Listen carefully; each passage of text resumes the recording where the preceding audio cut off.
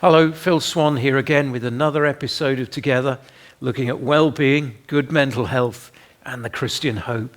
The last 3 episodes of Together, we've really just looked at the Easter story, the news of Jesus there on Palm Sunday, then his death and resurrection, Good Friday and Easter Day, and last time we looked at the way in which he met with Thomas in his doubt and in his unbelief following the resurrection of Jesus.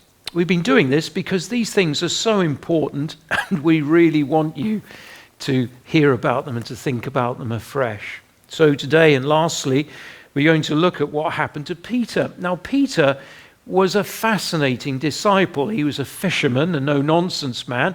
Fishermen tend to be like that, don't they? You've either got fish on a line or you haven't.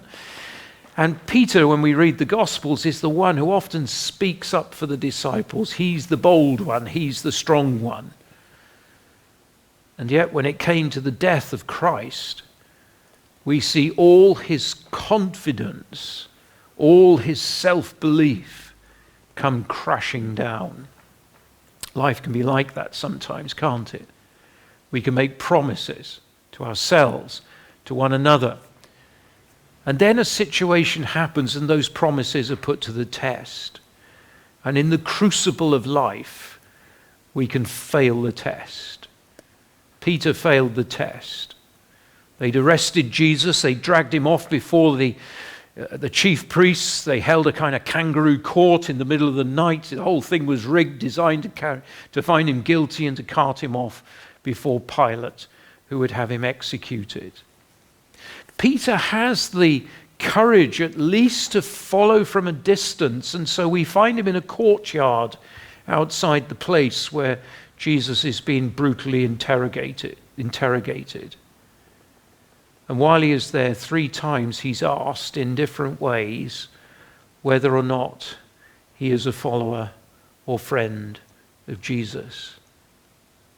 And 3 times he says no. In fact, his responses get stronger each time. They get more and more dramatic. As he, with absolute certainty, says that he has nothing to do with Jesus. Jesus, of course, had prophesied this and also said that before the morning came, before the cock crowed, that Peter would have done this 3 times. Immediately after his 3rd denial, the cock crowed. And the Bible simply records Peter wept bitterly.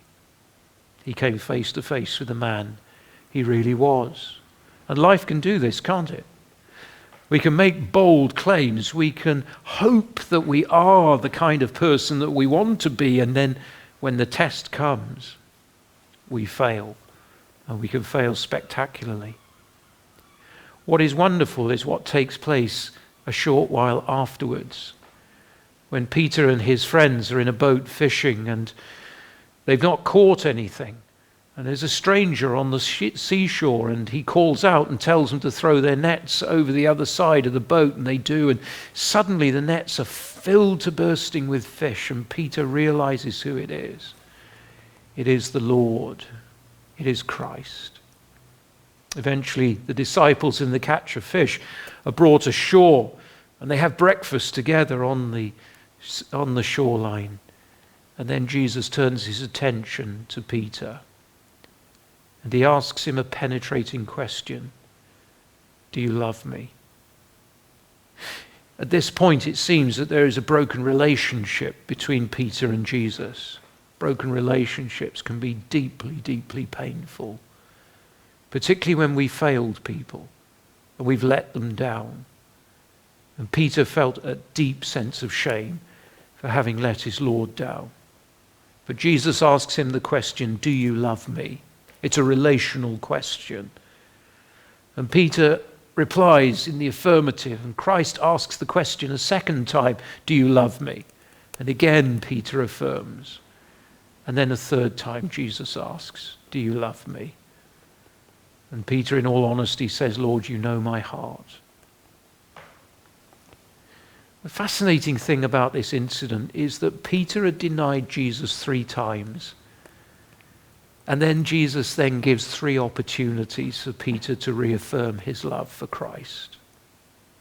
There's a lot more that goes on in this passage, but it seems that what we see here is this is the way Jesus works with us when we are really broken and shattered.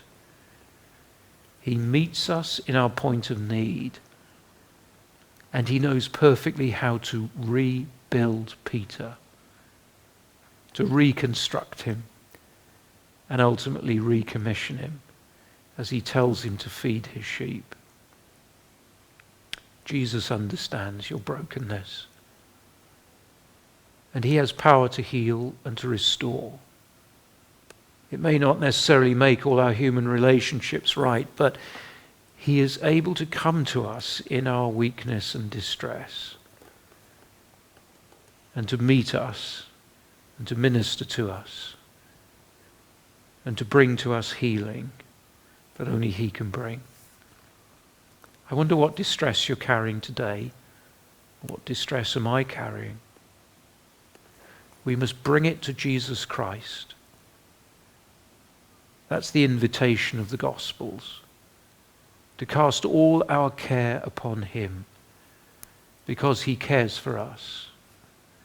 And we're to do it in the confidence that he is able to comfort us like no one else can comfort us.